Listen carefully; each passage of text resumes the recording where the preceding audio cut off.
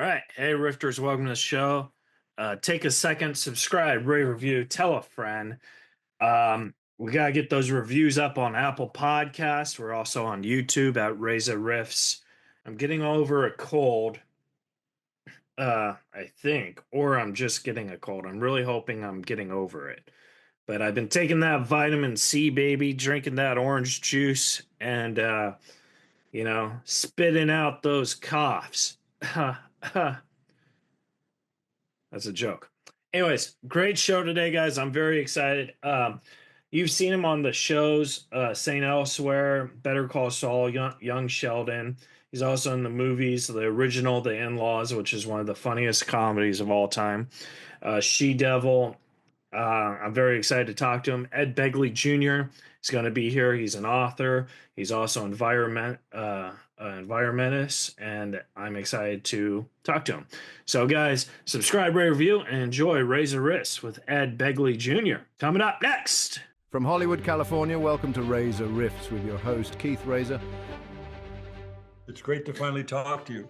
Yeah, I've been really looking forward to this. Well, I wanted to start off because I know you're a great actor and a great author. I plugged your book, by the way, in the opening remarks. I loved it, and I wanted to. I know you kind of a little glimpsed at it in the book, but how old were you when you woke up and you thought, hey, I gotta take better care of the environment, and when did that wake up for you? Because I think when people are young, they don't really realize these problems are an issue, you know? Yeah, I really woke up to it in 1970 with the first Earth Day. Yeah. They had this one day of the year they had planned to celebrate every April 22nd. I went to events and it was nice. A lot of people were very passionate about it, but I said, what about the other 364 days? What are we going to do then? It can't just be one day, because I knew the problems were real, Reza, because I grew up in LA with that horrible smog. I grew up with the horrible pollution from the Santa Barbara oil spill. And I'd heard about near Cleveland there's a place called the Cuyahoga River, and that caught fire in 1969. And I thought it was a bad sign when rivers catch fire. Yeah. So that is a bad sign. It is. I'm going to get involved and try to clean up the air and the water. Yeah. And so when you started doing that and stuff, because back then it was probably not a lot of people really thought about it, of these issues, where now it's oh, that makes sense of all the stuff we've done to improve. Did people think you were a little nutty or whatever, and now they think, oh, Ed makes more sense now? Or how they definitely thought I was nutty. That part's true. I'm not so sure I have any validity with them at this point, but still I'm happy to take what I get. But I started doing the normal stuff everybody did. People like me became vegetarians, and I did that. I started recycling. I started composting. I started riding my bike and taking the bus even more. I had always done that. I had a paper route on my bike, and so I was very bike friendly. My life was very bike centric. Yeah. But I did it even more and took public transportation even more. But the things I did kind of for extra credit, if you will, that were kind of out there back then, buying an electric car in 1970 was really nutty. People thought it was nuts. Do you still have an electric car though, right? Because now it's a lot better than the one I had in 1970. When I say car, I'm being quite grand. We're talking about a golf cart with a windshield wiper and a horn. Okay, there's not much of it. Had a top speed of 25 miles an hour, had a range of about 20 miles, so I could just really go around the San Fernando Valley and never beyond that. But I did it, and I thought I'm doing my part to clean up the smog, and I felt better about it. And then I moved to Boulder, Colorado, and I didn't need to go far at all in that little town. So I graduated up the transportation ladder from an electric car to a Peugeot bicycle. I started riding a bike instead of taking the electric car. Yeah. Well, speaking of bicycles, they have electric bicycles now, and they're pretty good. Yeah, I'm a little overweight now, so I'm thinking maybe I should get that instead of riding a bicycle, because I don't want to exercise anymore. I don't know. Same with me, really. I'm of an age, I'm older, so it's not as easy for me to ride a bike. My balance and eyesight aren't as good as it used to be. Yeah. So I don't want to fall down or get my tire to go into one of those storm drains and flip me over. So I'm one of those grates, those metal grates you can't see with a thin tire. You can go right, front wheel can get locked into it and you're down like a shot. Yeah. So I've got to be very careful riding. I do most of my riding, to be quite honest, these days on a stationary bike. Oh, nice. That's cool. Just to get the 75-year-old guy exercise, Hey, you gotta do what you gotta do. Yeah. But then when you started, because I kind of want to talk about your cleaning and pet products. So like, how old were you when you started really functioning? Like, when did you say, "Hey, I gotta like make cleaning products for pets and for the houses and stuff"? I did that really in 1972. I couldn't afford to start a company or formulate any products, but what I did was just use vinegar and water to clean the glass, and I used baking soda to scour the sink, and things like that. And not only was it good for the environment, but it was cheap. Yeah, All of it was. Riding the bike was cheap, taking public transportation, vegetarian, composting, all that stuff. Planting a few vegetable seeds here and there. If I could find a space. I was in an apartment then, so it was hard to grow stuff, but I did what I could in a little window box or something. So all that stuff I did was not only good for the green of the environment, but for the green of my right pocket, which is money, cash. I right. was saving money at every turn. So I like this green stuff. I'm going to do it some more. Yeah. I like cash, saving cash too. So I think I should like after doing a little research, I think, oh, I should be more friendly on that and start saving, because you're right. You could save so much money if you just do it year round, you know what I mean? Yeah. And like something like being a vegetarian, some people don't want to become a vegetarian. That's fine. But if you just eat more plant food instead of less, it's cheaper on your weekly, bi-weekly, whatever grocery run. It's a lot less money to eat higher, more plant-based material, basically. Yeah. Well, It's good now for the it budget. now it seems like every restaurant and even fast food places, they all have plant products to Yeah. substitute. Yeah. And Where they're pretty good. Yeah, or it's like we're back in your day, you probably had to go to a secret place that had that stuff. You know what I mean? In LA, it was always easy to find a vegetarian or even a vegan meal. But when you travel, and I traveled for work, it was hard. You'd be doing a movie in Alabama or Georgia or something. All you had was like, grits and, you know, some sort of green with fat back in it. They had like lard and collard greens or something, or lard and bacon. Yeah, So it was hard to find vegetarian stuff back then. But now you can go anywhere to any restaurant in America practically. They're going to have some vegetarian or vegan choice yeah. everywhere. They'll have like a nice little menu too, like not just Yeah. one or two choices. Like they can make everything plants now, pretty much. Yeah. As recently as the 80s, 85, I did a movie in Yugoslavia, the former Yugoslavia in Zagreb. And they didn't understand the concept that I didn't want meat. No, we have meat. It's available. I said, no, but I don't want it. I just want vegetables. We have vegetables for you. We put pepperoni in the vegetable. No, I don't want any pepperoni. We put some lamb in. We have good lamb. I don't want any lamb. Just give me vegetables. They Uh, couldn't understand. We have them. Why don't you want them? Because meat was more expensive and scarce, back then in certain parts of the world. yeah, Not scarce, but it was more expensive. yeah. And so people couldn't understand the concept. Then a few years later, as recently after that as 94, I did a movie in Prague, a beautiful city, by the way, Prague. And Yeah. every restaurant I went to had vegetariansky, they had some vegetarian dish that was really good. Oh my God! And then after that movie, did you say I want to do the sequel and refilm it in Prague so I could eat there again? I've been dying to go back to that city. It's one of the most beautiful cities in Europe. It really is gorgeous there. If Uh, you ever have time and you find yourself in Europe, you must go to Prague. It's beautiful. Yeah, I mean, I travel because I do stand-up comedy, but I've never gone outside the States, Yeah, so one like, day if you ever get there, it's worth a trip. Rome is beautiful and Paris is beautiful, of course, and I think London's great too. yeah. Dublin is a great city. My ancestors are from. My grandparents came over in a boat from Ireland, so Oh, those nice. cities, mean a lot to me. But Prague is one of the beautiful cities in the world. Oh, yeah, definitely. Now, I wanted to ask you, like, when you were in school, because it seems like you were like really into this science stuff. Like, were you pretty good at science? Like, was that your subject? I wasn't great at it. I had a keen interest in it, but I didn't have a lot of knowledge. I never got a degree in any scientific field, but I, would get what they back then it was called the Edmund Scientific Catalog and Heathkit and Radio Shack. All these different companies had catalogs. You can order different little gadgets and a little solar this or a little transistor that, resistors and capacitors and things. If you're trying to try your hand at making a little circuit, you could do it with these Yeah. different catalogs. So I was deep into that stuff for a while. Then I was briefly an engineering major at LA Valley College in the San Fernando Valley. but I was bad at drafting. That was my weak, spot, was doing the proper drafting. I was a sloppy drafter. Yeah. I'd be a sloppy drafter too. Yeah, Like, so that's why I stayed into the performance art stand-up comedy realm, I guess. I that's what don't, I did. I did the same thing at the same time in my life. Yeah. yeah. I also know, like, we'll talk about the products too, but I also know that you started doing stand-up comedy. And I thought that was pretty cool too, you know? Back in 1969, I had a duo act with Michael Richards, a talented man who played Kramer on Seinfeld. You know, he, uh, he was my stand-up comedy partner. We did that for a few years, and he went off in the army, so I had nothing to do. And I went, well, I was working as an actor, but still I wanted to do stand-up again. But I didn't have a partner. I just started writing some stuff for myself. Did that for a while, and it was great. As you know, it's a great reward when it works. Yeah.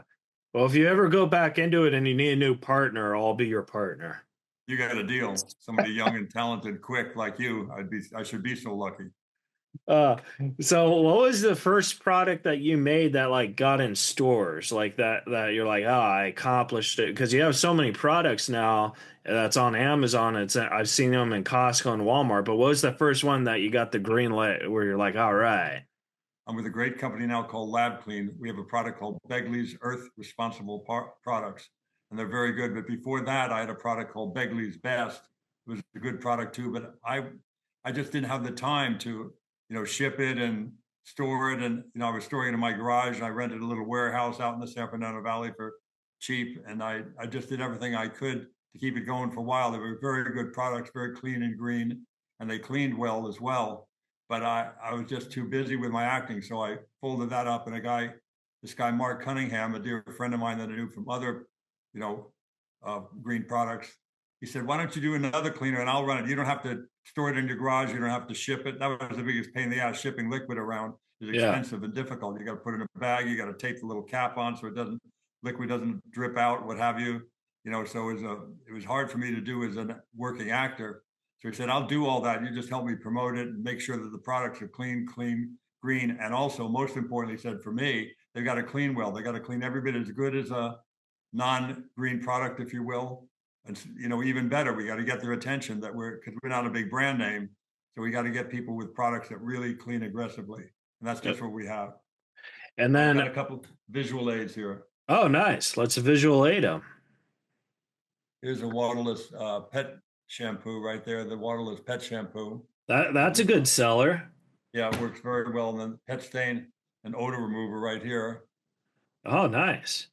And they're available at Costco. They were there for a while, and they're being ordered soon, I think. And Yeah. another run of them being delivered soon. But yeah, you can get them at Amazon. You can get it at Walmart. You can get it lots of different places. Ed, we gotta get you and Mark on Shark Tank. You know what I mean? We gotta pitch this to the sharks. That's right. Get out there and make it go wide, make it go national, make it go global. Yeah. So if you were on Shark Tank, who would you want to do a deal with? Like who's the shark you'd want to go with? I haven't seen the show in so long. I'm not sure if they're still on that show. The people that I saw, God, it was a long time ago. I was on Shark Tank a while ago with a Friends product. It was a green, kind of like a stuffed animal that had some green donations going to green organizations, what have you. It was a nice, Oh, well-intentioned product, but nobody bought. Nobody. oh my gosh. Yeah, it didn't do well. But you got the exposure, so that's probably just as Yeah, that rewarding, helped right? my friend. My friend needed a little help, and I did it not for me to make any money for myself, but it was helping out a friend with it. Oh wow. Well, we'll make some calls and we'll promote the Begley's cleaning and pet products, and then we'll get you a deal. Even if the shark you want's not on it, we'll get you a deal. Now you're talking. That's the way to go global with it. So I wanted to ask you about the waterless pet shampoo, because like, what's the scent? Is it like a mango or is it like a citrus or like what? What? You change it if you. Oh, this one very good. You know your stuff. The pet shampoo is oatmeal mango. Oh, That one, nice. that one is oatmeal mango. I think they have a few others. They've tried different fragrances that are all very natural, wonderful fragrances too. We got a fresh citrus, pet stain and odor remover right here. Oh, nice. Citrus. So we got some nice smells. Rochelle, my wife, is very big on that. She said they got to smell good. At first, we had products that clean very well, but we figured we'll make it simple and have them unscented, no scent. And she said, no, you got to have a scent. And she was right. It sold even better when it had a scent. Yeah, People yeah. like that.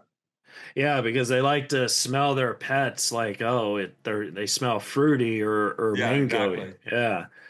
So when you did because you also have a cleaning supply for yoga mats, and I wanted to ask you like, what gave you that like idea? Like, does your wife or your daughters or do yoga, and you're like, hey, I should help clean that better? Exactly. My wife is correct. She is a Pilates teacher. She's a wonderful actress, but on her side hustle is Pilates. She Yeah. teaches and has for many, many years. So she asked for that, and they found a nice formula that worked very well. So thank you, Rochelle, for that. Thank you for Lab Clean for coming up with it. Yeah. Yeah, because I think a lot of people, I mean, I think if you do yoga, you have to clean your mats, but I think like an average guy like me who doesn't do yoga, they would never think about cleaning the mats. They think, you know what I I mean? never thought of it. I'm, a guy who's had a lot of experience with yoga mats over the years, and I never thought of having a yoga mat cleaner. Yeah, that's what I'm saying. Like, Yeah. so, And I yeah. should have. I'm sweating all over it. I should think about cleaning it up occasionally. You don't want it to turn into compost as you're doing chaturanga dandasana. Oh, yeah, definitely. That would be great. You don't want to smell like a dog when you're doing downward dog. That's true. Ed, that's your first new stand-up joke when you go back into the scene. There we go. Oh my God. I'll Smell send you like a this. wet dog when I'm doing downward. Yeah. I'll send you this recording and we'll make it happen, There man. we go. But you also have a hardware floor cleaner too, which is very fascinating because I kind of know this because my dad is a janitor, but I feel like average people who clean, they don't really know you have to clean the hardware floor with a special ingredient and stuff. Like I think they think you could just mop it. You know what I mean? And you can do that, but a lot of people use these products that are not exactly clean and green. Yeah. And when you think about it, you got your kids crawling on the floor, little babies are crawling on the floor, putting their fingers and toes in their mouth. You got your pets, your dear pets that you cherish, crawling on the floor, putting their paws in their mouth and licking themselves. So you don't want something toxic on the floor that gets into their mouth and into their system. So you want to use something, either our product or use another one, for God's sake. There's many other green products there that are floor cleaners, and I hope you use ours because it's very good price point, and also they cleans well. But get any kind of floor cleaner that's non-toxic, because that's a quick way to make people sick, is to have something that is toxic like that going into your system when you don't need to. Right. Yeah, definitely. Now, are there any like other cleaning product ideas that you have like in that you're waiting to like that you're working on that you're like, okay, we're gonna in like 2025 we're gonna get this like a cleaner shoe product or something. Like any ideas in your mind that you got going on? I'm coming out with a sustainably harvest brand of birdcage furniture. Oh, nice. I'm totally kidding. I'm Oh, oh God. I'm sorry. so gullible. I believe everything. I'm like, holy No, Lord. I'm not an idea man. I can't come up with good ideas like that. I leave that to Mark Cunningham and my wife. They come up with the ideas of what should be the next product. I'm kind Oh, of check it out, make sure it's chemically sound and safe for people to eat. Let's see the testing on the green organic nature of it, and then I'll give it the okay. oh So yeah. that's what I do. I just kind of vet the products as to how well they clean and how green they are. Oh, that's awesome. You totally got me. I thought, oh my God. Whoa. You have a dog too. My Oh, daughter's not happy with me trying that long joke about birdcage furniture. Quiet, quiet, family, quiet. I think someone may be coming to visit. oh, the ghost is coming to Oh, visit there's you. my dear friend Nancy is here. Okay. Oh, cool. Well, I only have two or three more questions, so we'll wrap it up and you could hang out with Nancy. But I wanted to ask you, what are three little things that people could do who are kind of like me, just, not really thinking about helping the environment, but now after reading you, I want to help the environment. What are three little things like baby steps that we could do to help? Regularly, people come up to me and say, Ed, I can't afford a fancy electric car like you have. I can't Right. afford 9 kilowatts of solar like you got, or a green home, a platinum home. And I say to them, neither could I when I started. You don't run up to the top of Mount Everest. You get to Yeah. base camp and you get acclimated, and you only climb as high as you can. And not everybody makes it to the summit, makes it to the very top. You do what you can, and there's many choices now that anybody can afford. Indeed, you'll save money in just a few months, not a few years, but a few months.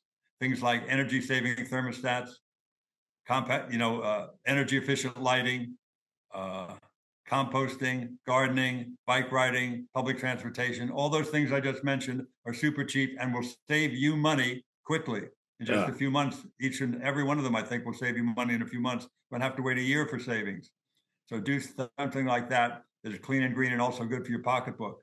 And then Yeah. pretty soon you'll pick that low hanging fruit. Then pretty soon you'll be able to pick something that's a little higher and a little higher. Pretty soon you'll be able to afford, as I did one day, a little solar oven or a little rain barrel to collect your rainwater or to heat your food. Do things like that, and then you'll save some more money. It took me 15 years from when I started with the first Earth Day to get to the point where I could afford solar. And not even solar electric then. Solar hot water is cheaper than solar electric. So I put that in 1985. That's a decade and a half after that first Earth Day. Yeah. I didn't have the money before that. And then I did, and I bought a share of a wind farm in the California desert to make green power, not just talk about green power, but to actually, put my money where my mouth is and invest in it. Then in 1990, 20 years after the first Earth Day, I finally could afford solar electric. And I Yeah. put it on my house. I've been, a fan of it ever since because it works very well to run your house and charge your car. Oh, that's awesome. And the cool thing that's awesome about you is, you woke up on that Earth Day and you said, "Hey, I don't want to do it just one day a year. I want to do it the rest of my life." Right. I think a lot of people don't really have that ambition. You know what I mean? Right. And the consistency to not just talk about it, to do it faithfully. And again, I'm not interested in lists of things you can't do. I can't afford solar. I can't afford electric car. Neither can I. Do what can you afford? Light bulb, thermostat, bike, public transportation. You probably can. If it's available near you. It may not be available near you. You're in the middle of a rural area. I get it. Bike riding only when weather and fitness permit. You do that. You do what you can. And that's all we ask of everybody, to do what you can. If everybody did that, we'd be doing fine. Exactly. Now, my second to last question is, you're also on this website called Cameo, which because I'm on Cameo, because not to brag, but I'm a celebrity myself. But we do cameos. I wanted to ask you, what's the oddest cameo request you ever got? Oh boy, there's been some odd ones. They gave me a script to read. I can't remember the verbiage, but it Yeah. was pretty wild. I was saying some stuff that was like, in fact, a few of them I've had to amend a little bit. Sorry, I've got to delete that second paragraph. It's a little too incendiary for me, but I'll happily wish him happy birthday and hope he gets out of prison soon. The rest of it is, but you got to be kind of careful with a cameo. You don't want to do somebody a favor and say something kind of Yeah, yeah. untoward. I think it was a great invention when the pandemic started because it cheered people up. But now I think it's just kind of like, hey, we gotta get back to doing the movies and stuff. We can't be in the cameos. You know what I mean? Like, Right. I'm yeah, happy to do them. It's a great way to connect with the fans that, want to do that. I love it. yeah, yeah. And then my last question for you, Ed, is if you could go into a time machine and talk to a younger version of yourself, knowing everything you know now, what would you tell yourself? Because now that you're older, you kind of know stuff that you didn't know when you were first starting this. What would you tell yourself? Be like, hey, Ed, you should do this or you should look into this and stuff like that. Like, what advice would you tell yourself? I would tell myself to just slow down, to capture moments like this one right now with you. I have every single thing that I need. I'm actually perfectly okay in every possible area of my life. And drink in those moments where things are good and rise to the occasion when things are bad. Not everything's good every minute in anybody's life. I'm not suggesting that. Rise to the challenge, but the rest of the time when you're fed and clothed and housed, go help somebody else that doesn't have enough food or clothing or housing and be of service. So, but capture these moments again, like this one right now with you, where everything is sublime if you let it be. Oh, that's very sweet, Ed. Thank you so much. Thank you. I mean, I really appreciate you talking to me, and I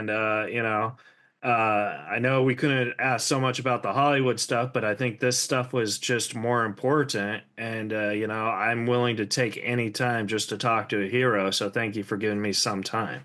I Buddy, appreciate let's it. do it again and talk showbiz. You got a deal. I'll come back and talk just showbiz. Okay, that would be great. Yeah, whenever, yeah, that would be great. And I hope you have a great day. I really appreciate you, and You too, buddy. like I said, I really loved your book. Oh, I did have one question my dad wanted me to ask you. Tell me. He wanted me to ask you, do I look like a younger version of Ed Begley Jr.? Yes, you do actually. I hadn't really clocked it before. Just make the hair a little more blonde, a little more yellow. And Okay. mine is a little bit of gray now, so I could use a little more yellow myself, but I still got a little bit of yellow left in my 75-year-old head. But that's it. The hair color a little more yellow, but you're a handsome man. I should look so good as you. Oh, excellent. Cool. That would cheer my dad up. Well, Ed, thank you so much. And I will take you up on that because I would love to talk to you about show business, even though this stuff is probably more important. I do thank you so much for a little of your time. It's a pleasure to talk with you, Reza.